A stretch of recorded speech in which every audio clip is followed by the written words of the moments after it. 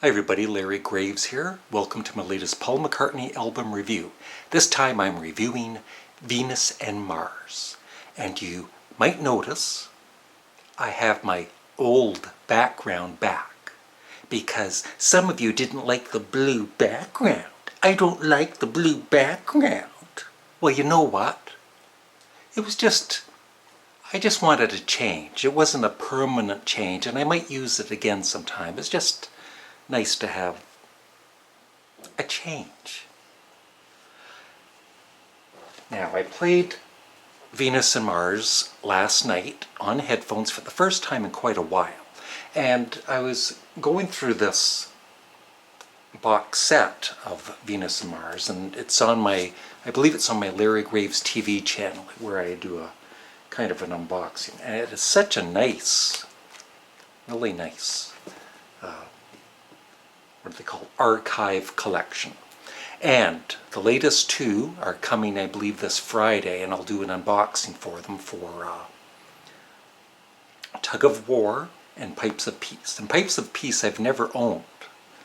And I'll do reviews for them, of course, later on because I'm doing these in order.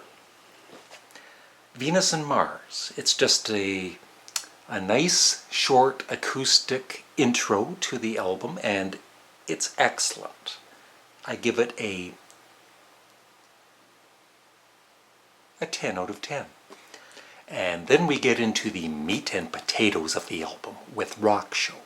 It's a song that I've always liked, but I've never really loved. And to me, it almost seemed like it was almost like a forced rock and roll song. Like, okay, I've got to do this rock numbers, and he kind of forces it, even the title alone, like Rock Show. But with this, as once again, with this newly remastered version, there's so much more you hear, and I've always loved the breakdown part. I need the lyrics for it. Yeah, in my green metal suit, I'm preparing to shoot up the city. I love that part. I've always loved that part.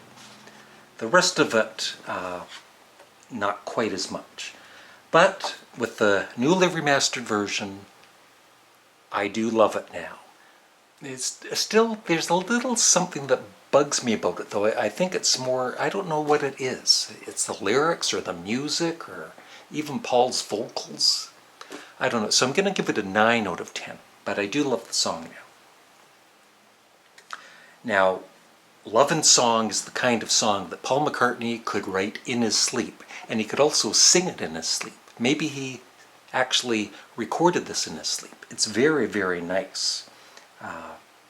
Beautiful melody, and it's a 10 out of 10. You Gave Me the Answer is very similar to Honey Pie from the Beatles' White Album. And he pulls it off. A masterful job. Damn you, Paul. It's a 10 out of 10. That's my new phrase for these Paul McCartney album reviews, if you haven't noticed. I think I say it in almost every one of the reviews.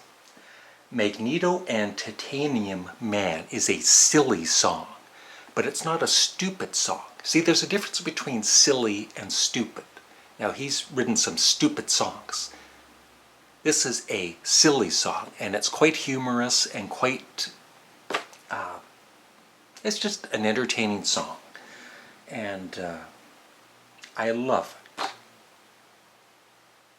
Especially the music.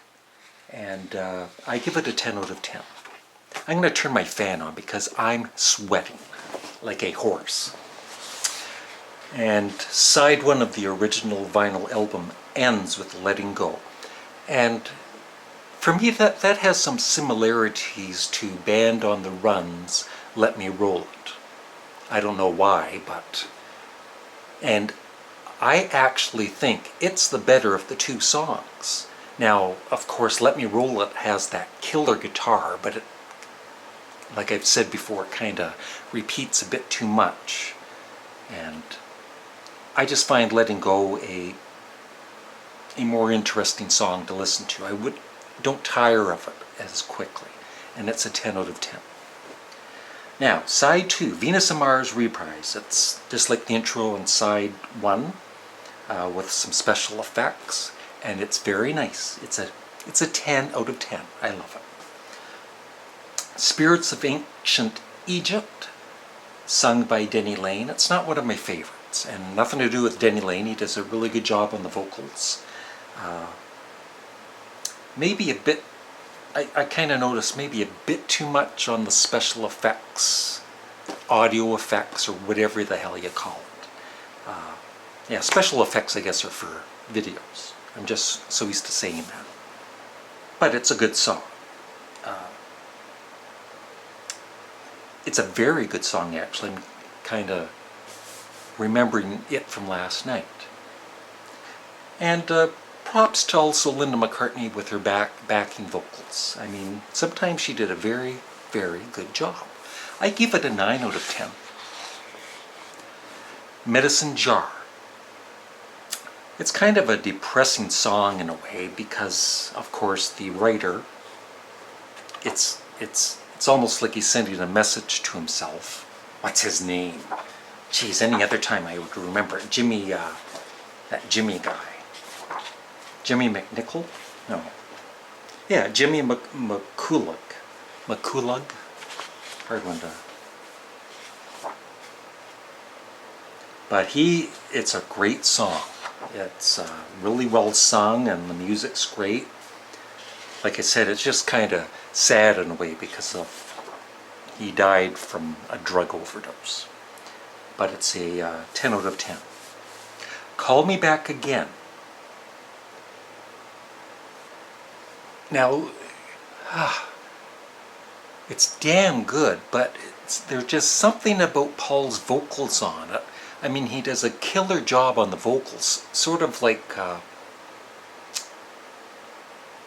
on the Abbey Road with Oh Darling. But I think he could have actually done even more of a killer job on the vocals than he did. It's almost like he was holding back just a tad.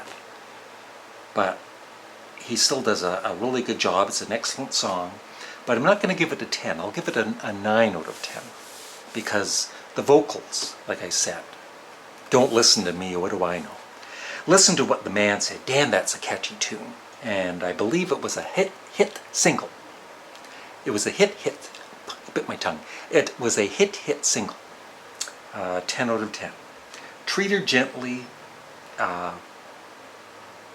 It's nice.